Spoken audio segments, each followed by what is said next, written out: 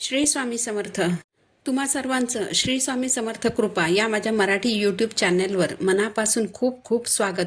स्वामी महाराज तुमच्या सर्व चांगल्या इच्छा पूर्ण करोत हीच स्वामींच्या चरणी प्रार्थना करते आणि आज या नवीन व्हिडिओला सुरुवात करते. 13 फेब्रुवारीला आहे गुरुप्रतिपदा, वार आहे गुरुवार. माघ कृष्ण प्रतिपदेला गुरुप्रतिपदा असं म्हटलं जातं. या तिथीला जर आपण आपल्या गुरूंची सेवा केली तर आपल्यावर सदैव गुरुकृपा राहते असं म्हटलं जातं. तसंच या तिथीला जो कोणी मनुष्य आपल्या गुरूंचं स्मरण करतो, त्यांची सेवा करतो, त्यांच्या पाठीशी दत्तगुरूंचा आशीर्वाद कायम राहतो असंही म्हटलं जातं. अशा व्यक्तींना कधीही वाईट बाधा, करणीबाधाचा त्रास होत नाही अशी धार्मिक मान्यता आहे. म्हणून गुरुप्रतिपदा हा दिवस आपल्याला अगदी उत्साहाने साजरा करायचा आहे. तर गुरुप्रतिपदेच्या दिवशी गुरूंची पूजा कशी करायची, सेवा कोणत्या करायच्या, नैवेद्य कोणता दाखवायचा हे आता आपण जाणून घेऊया. दरवर्षी गुरुप्रतिपदा महाराष्ट्रात अगदी उत्साहाने साजरी केली जाते. सोलापूर जिल्ह्यातल्या गाणगापूर येथे हा दिवस भव्य दिव्य स्वरूपात साजरा होतो. आपल्या दत्त महाराजांचा पहिला अवतार म्हणजे श्रीपाद श्री वल्लभ महाराज, दुसरा अवतार म्हणजे श्री नृसिंह सरस्वती स्वामी महाराज आणि तिसरा अवतार म्हणजे श्री स्वामी समर्थ महाराज. दत्त महाराजांचे अवतार श्री नरसिंह सरस्वती स्वामी महाराज यांनी याच प्रतिपदेच्या तिथीवर श्री क्षेत्र गाणगापूर येथे निर्गुण पादुका स्थापन करून आपलं अवतार कार्य पूर्ण केलं होतं. याच प्रतिपदेच्या तिथीवर त्यांनी शैल्यगमन केलं होतं. त्यांनी देहत्याग केला नव्हता. या दिवशी श्री नरसिंह सरस्वती स्वामी महाराज कर्दळी वनात अदृश्य झाले होते. आणि आपल्याला सर्वांना माहीतच आहे की आपले स्वामी महाराज हे कर्दळी वनातून प्रकट झाले होते. निजगमनास जाताना स्वामींनी स्वतःच्या निर्गुण पादुका श्री क्षेत्र गाणगापूर येथे सेवेकरिता ठेवल्या होत्या.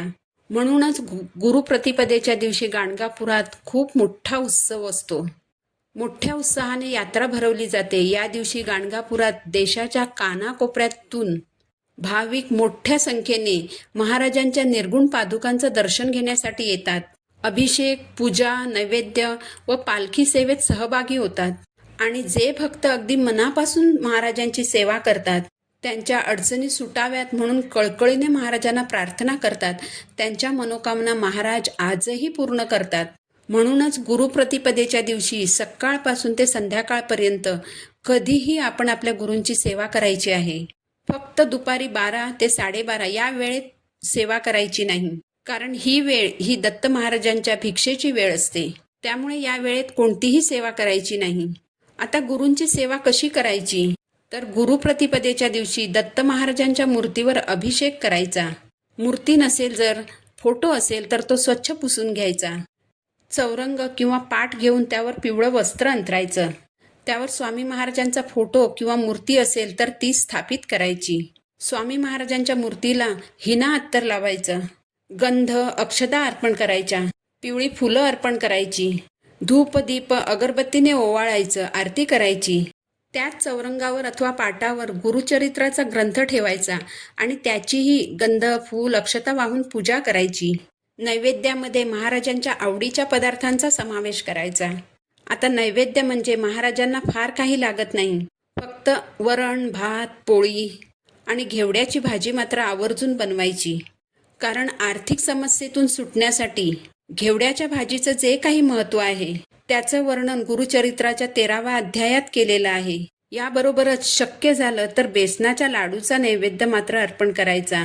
बेसनाचे लाडू स्वामी महाराजांना अतिशय प्रिय आहेत. घरी लाडू बनवणं जर तुम्हाला शक्य होणार नसेल तर विकत आणलेत तरीही चालेल आणि घरी जर बनवलेत तर अतिशय उत्तम.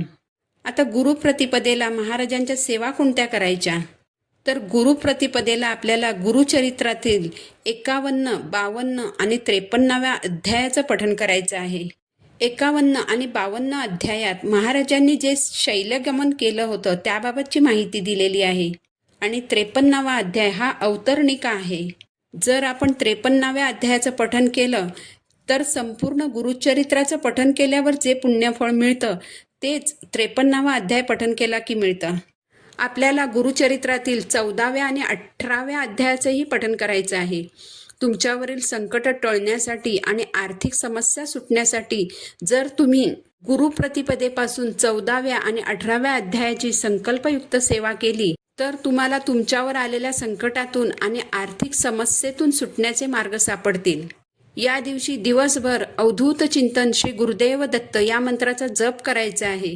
शक्य झालं तर दत्तभावनीचंही पठण करा. श्री स्वामी समर्थ या मंत्राचा 1 माळ तरी जप करा. आता नैवेद्य कसा दाखवायचा? तर आपल्याला 6 नैवेद्य बनवायचे आहेत.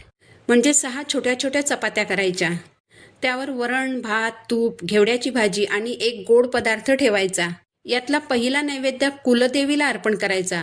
दुसरा नैवेद्य श्री नारायण महाराजांना, तिसरा नैवेद्य श्री दत्त महाराजांना अर्पण करायचा, चौथा नैवेद्य श्री नरसिंह सरस्वती महाराजांना अर्पण करायचा, 5वा नैवेद्य श्री स्वामी समर्थ महाराजांना आणि 6वा नैवेद्य श्री भगवती गायत्री देवीला अर्पण करायचा आहे. तर गुरुप्रतिपदेचा दिवस अतिशय महत्त्वाचा आहे. आपल्या आयुष्यातील काही अडचणी दूर करण्यासाठी, दुःख संपवण्यासाठी ही एक चांगली संधी आहे. तर गुरुप्रतिपदेच्या दिवशी न चुकता न विसरता या सेवा तुम्ही नक्की करा. झालेली सेवा मी महाराजांच्या चरणी अर्पण करते.